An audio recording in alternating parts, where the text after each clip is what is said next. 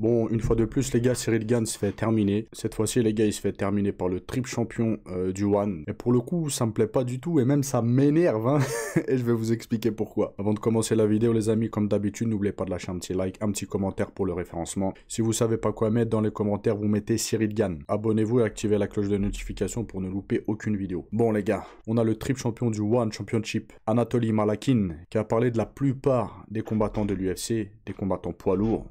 Et il se la raconte, d'accord. Il dit qu'il taperait tout le monde en un round et qu'il tiendrait pas un round contre lui, hormis Thomas Spinal et John Jones. L'UFC est considéré comme la meilleure organisation MMA au monde, avec bien sûr les meilleurs combattants au monde. L'UFC 300 nous prouve une fois de plus que c'est bel et bien vrai, car les oppositions qui nous ont été proposées lors de cette soirée n'existent que dans l'octogone de cette organisation. Le patron de l'UFC, Dana White, affirmait dans cet événement que ce serait la plus grande carte des sports de combat de tous les temps. Et apparemment, pour beaucoup, ce dernier n'a pas menti. Anatoly, lui, n'est pas d'accord sur ce point et explique sur Red Corner MMA, pour lui, le niveau des combattants de l'UFC, et notamment dans ces catégories, donc les moins de 84, les 93 et les poids lourds, là où il est triple champion au One, n'est pas au-dessus de lui et de ses compatriotes russes. Il dit quoi en regardant les récents événements de l'UFC? Alors oui, c'est toujours une grosse organisation en termes de puissance médiatique. Mais à part les combattants principaux, je ne sais pas qui sont les autres combattants, d'où ils viennent, quels sont leurs records. Tout l'UFC est basé sur 10 stars, 10 gars de différentes catégories de poids. Ça, pour le coup, il a pas tort. Sinon, les autres sont des combattants de très bas niveau. Vous le voyez quand les Russes vont à l'UFC. Après, il parle de Movzar, il dit il roule sur tout le monde. Il parle de Ankalaev, il roule sur tout le monde. Après, il dit quoi? Kopilov, il a eu du mal au début, mais maintenant, il commence à mettre tous ses adversaires au tapis. Peterian a détruit absolument tout le monde depuis ses débuts à l'UFC. Et c'est là, les gars, c'est là que ça devient intéressant, parce qu'il s'en prend au poids lourd de l'UFC. Désolé, ça me fait rire. Il s'en prend au poids lourd de l'UFC. Je vous avais préparé une vidéo, d'accord, mais je l'ai testée et elle se fait striker pour droit d'auteur. Donc je voulais vous mettre des extraits de lui en combat. Et vous allez voir hein, qu'il est triple champion du One. One, grosse organisation, pour moi l'une des meilleures organisations mondiales en pied-point.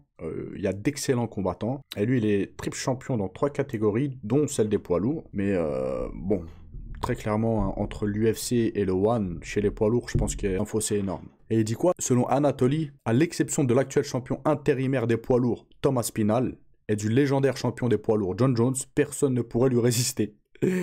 Bon, comme je vous ai dit, hein, il valide Thomas Spinal, les gars.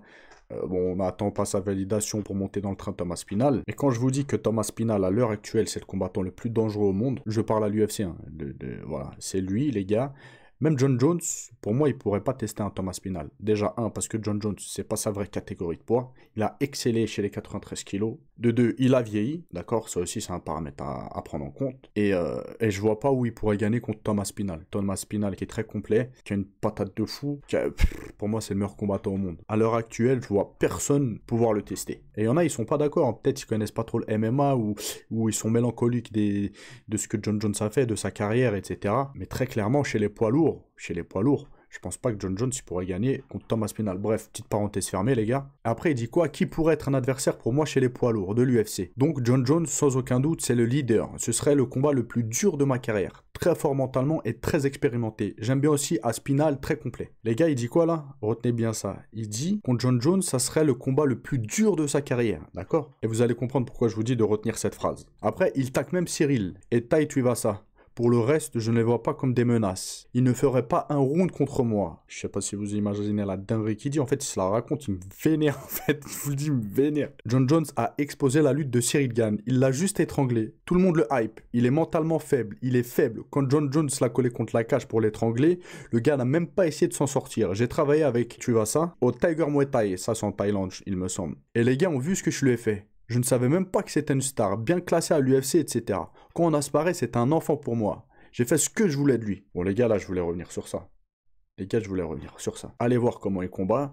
Il est triple champion. Je sais pas comment il a pu être triple champion du One. Que les choses soient claires, les gars. Bon, il y a eu une petite polémique en interne chez nous, en France, pour savoir c'était qui le visage du MMA français. Voilà, on disait c'est un tel, c'est un tel, c'est un tel. Mais les gars, que les choses soient claires. À l'international, le visage du MMA français, les gars, c'est Cyril Gane. Il a fait ce qu'aucun Français à l'UFC n'a fait. Ok? Il a eu un parcours exemplaire, incroyable, c'est un combattant de fou. Et il a perdu contre 2 cracks. Il a perdu contre Francis Ngannou, un monstre, et contre John Jones, un monstre. Et je pense que la prestation qu'il a fait contre John Jones, ça reflète pas son niveau. Il devait être hyper stressé, il a mal géré son stress. Moi, j'en suis persuadé, les gars, d'accord? Voilà, parce que voilà, dans sa tête, il se disait, ouais, j'affronte le GOAT du MMA, c'est le meilleur combattant au monde, etc. Il devait stresser. Il n'a pas fait ce qu'il aurait dû faire, je pense. Donc, à cause de ça, à cause du fait qu'il ait perdu contre Francis Ngannou et John Jones, tout le monde peut se permettre de le vanner, en fait, et de le critiquer, de lui manquer de respect. Alors que l'autre, il fait 1m80, il fait 100 kilos, les gars. Même s'il est triple champion du One, moi, j'aimerais voir ce qu'il donne à l'UFC. Voilà. Mettez-lui simplement un Alex Pereira. Mettez-lui Alex Pereira. Il va bien s'occuper de lui, les gars. Donc là, en gros, il veut vanner Cyril Gane. Il dit qu'il tiendrait pas un round contre lui, parce qu'il a perdu contre John Jones, etc. Mais lui, il dit dans l'interview, le combat le plus dur que je ferai, c'est contre John Jones.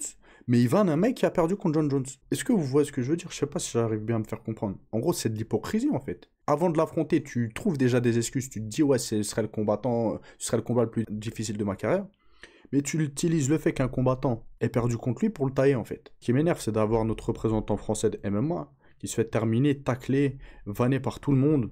Il est prêt à la dérision, il n'y a personne qui le respecte. Franchement, j'espère que Cyril, à son prochain combat, les gars, il va faire une dinguerie. Il va faire une dinguerie, quitte à qu'il parte à la bagarre. Les gens, ils aiment voir la bagarre, ils respectent les bagarreurs. Voilà. Donc, il laisse sa partie technique et qu'il rentre dans l'art. Qu'il rentre dans l'art, qu'il parte à la bagarre. Montrer qu'il en veut, que c'est un guerrier, quoi. Qu'il montre aux gens qu'il peut être méchant.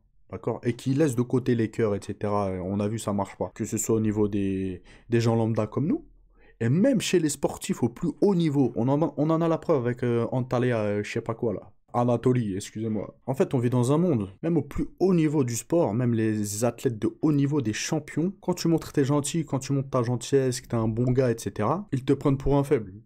Et on sait, la faiblesse, ça engendre le manque de respect. Et c'est ce qui se passe avec Cyril Gane, en fait. Et c'est ce qui s'est passé aussi avec Zebo, les gars. Y'a qui va parler à Zebo dans la rue? Très peu de personnes. Parce que qu'on aime ou qu'on n'aime pas Zebo, même s'il n'est pas champion, etc., ça reste un athlète professionnel, un athlète de haut niveau et un combattant. Il y a qui dans la rue qui va parler avec? Les gens, ils ont des bides comme ça, ils ont des gros bides. Toute la journée, ils fument, ils mangent. Plus personne ne fait de sport. Et les gens, ils se permettent de venir, de critiquer, de le tailler, etc. Mais pourquoi? Parce qu'il est trop gentil. Et encore une fois, on vit dans un monde où la gentillesse est synonyme de faiblesse. Donc t'as des mecs qui viennent et ils se permettent de... Voilà, manquer de respect. Donc Cyril Gane, c'est exactement la même chose, trop gentil. Est-ce que vous pensez qu'un mec comme ça, il va parler à un Francis Ngannou? Y a qui a déjà parlé comme ça à Francis Ngannou, les gars? Ou à John Jones? Y a qui? Ou à Khabib? Une fois, il y a un mec, un russe, j'ai oublié son blaze. Il était combattant aussi à l'UFC, il a fait du bark knuckle, etc. Il a mal parlé de Khabib. Khabib, une fois, il l'a croisé dans les couloirs de l'UFC, il l'a giflé direct. Petit steak. Petit steak. Une fois, ils l'ont fait. Pourquoi? Parce que c'est des mecs qui ils rigolent pas, en fait. Alex Pereira. Il y a qui parle avec? Il y a personne qui parle avec, les gars. Vite fait, il y a un petit peu de trash talk quand il y a un combat d'annoncer, voilà. Mais hors combat, il y a qui parle avec eux? Il y a personne qui parle avec eux. Parce que ils sont froids, ils rigolent pas. Donc voilà, j'aimerais bien que Cyril Gane montre un petit peu les dents et j'aimerais bien lui le voir signer à l'UFC et qu'on lui mette Alex Pereira avant de parler de Cyril Gane ou je sais pas quoi. J'en suis quasiment sûr à 99%. Après, vous le savez, dans un combat, rien n'est gagné d'avance. Mais j'en suis sûr que Cyril Gane lui roule dessus. J'en suis sûr, les gars. Il fait 1m80. Regardez ses combats, les gars. Après, il y en a, ils vont me dire, ouais, mais Fedor aussi, il était pas grand. Les gars, il n'y a pas eu beaucoup de Fedor hein, chez les combattants. Vous voyez ce que je veux dire? Il n'y a pas eu beaucoup de Fedor. Donc oui, Fedor, il était petit en taille, il avait un gabarit spécial pour les combattants, etc. Mais bon, il n'y a pas eu beaucoup de Fedor. Donc ne trouvez pas le parallèle avec Fedor. Désolé les gars, je suis un petit peu remonté dans cette vidéo, mais parce que ça me gaffe. Ça me gaffe que les gens ils manquent de respect comme ça à nos combattants français, etc. En plus, gratuitement, vous voyez ce que je veux dire. Je vous dis à la prochaine vidéo, passez une bonne journée. Ciao, ciao.